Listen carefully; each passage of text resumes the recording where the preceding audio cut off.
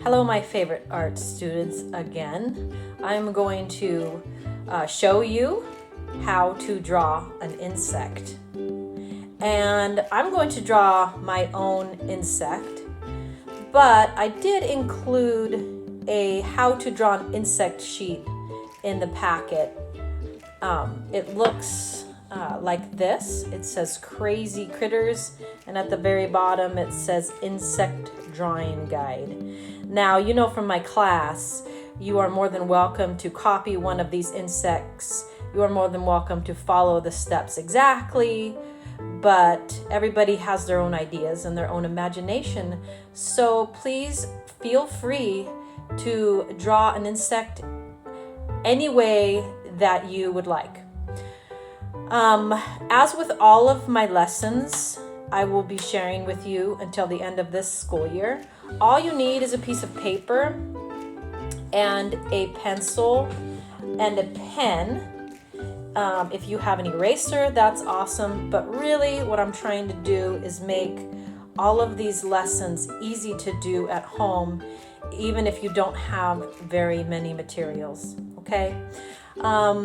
Thinking about insects, I am going to start, I'm going to follow the insect drawing guide a little bit, and I'm going to put my pencil and my pen off to the side here. I'm going to start by drawing two eyes sort of at the top of my paper.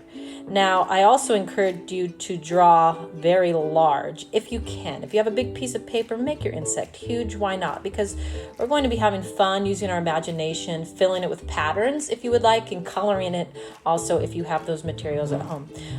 Always start with a pencil. You know that about Miss Friels' art class, and draw light until you know it's right.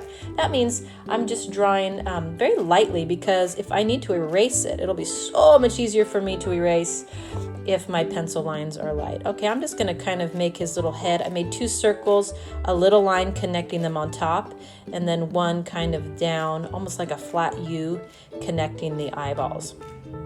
I can add some details later. This is going to be kind of like a beetle. I kind of like the idea of a beetle on that drawing sheet. Beetles have like these two kind of like teeth that come out of the top of their heads, out of their mouth. So it's kind of like a backwards C, a forward C, or just two little curved lines. And then if you want to sort of make like the teeth, zigzag lines down back to the head, right? All right, I'm going to give him a sort of like a neck. Two lines on the same side. Are you noticing something when I'm drawing? Are you noticing that everything is kind of the same on this side as it is on this side? That's called symmetry, and symmetry is one of the words I have in our art packets. That means if I were to draw a very light line right down the middle of my insect, it's kind of like a mirror. Whatever I draw on this side is like kind of like the same on this side. And if you have a chance to watch the YouTube video about insects or to look at an actual insect, they're pretty symmetrical. So whatever I'm doing on this side, I'm kind of just copying what I'm doing on this side. And it really kind of makes it a lot easier when I draw. All right, kind of gave him a neck. Now I'm going to think about his body. And a beetle, I'm just drawing kind of light. I always like to do that before I actually put my pencil on my paper. A beetle kind of has like a long oval-ish body, or like think of it like the big letter U. So I'm going to take my pencil from this side and I'm going to end up on this side. Remember, think about symmetry.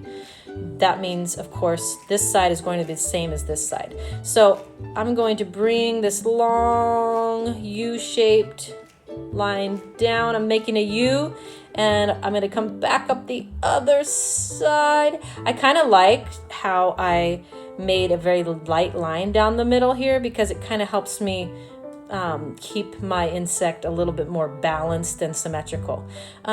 I'm not worried about little things like this over here. Art is not perfect. We're just having fun. We're sketching.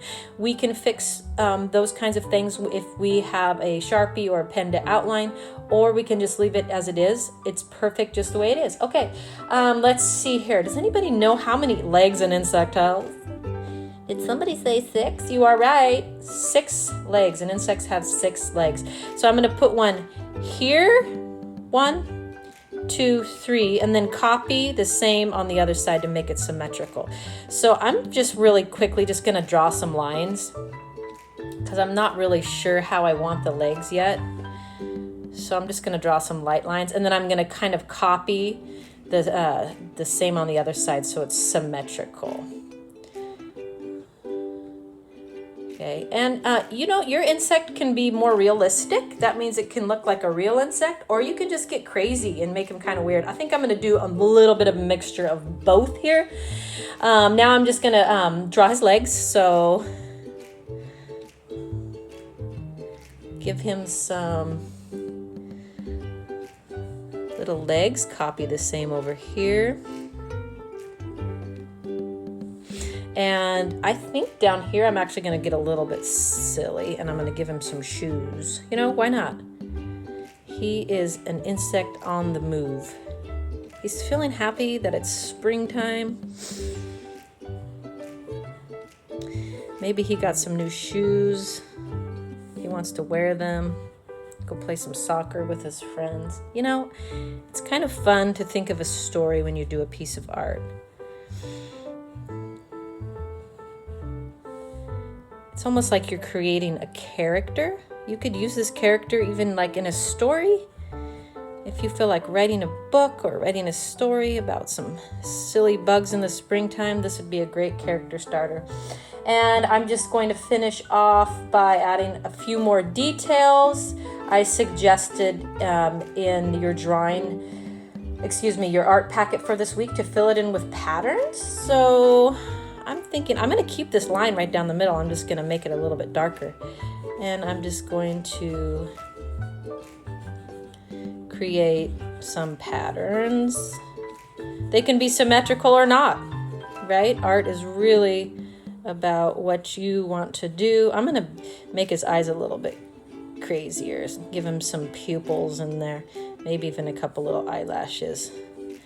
And just maybe some more details. Maybe he's got some like little spikes or little hairs on his arms and legs. Whatever you think. Okay? This is a great first drawing with just the pencil. But in just a minute, I'm going to show you how you can add some color if you have those materials at home.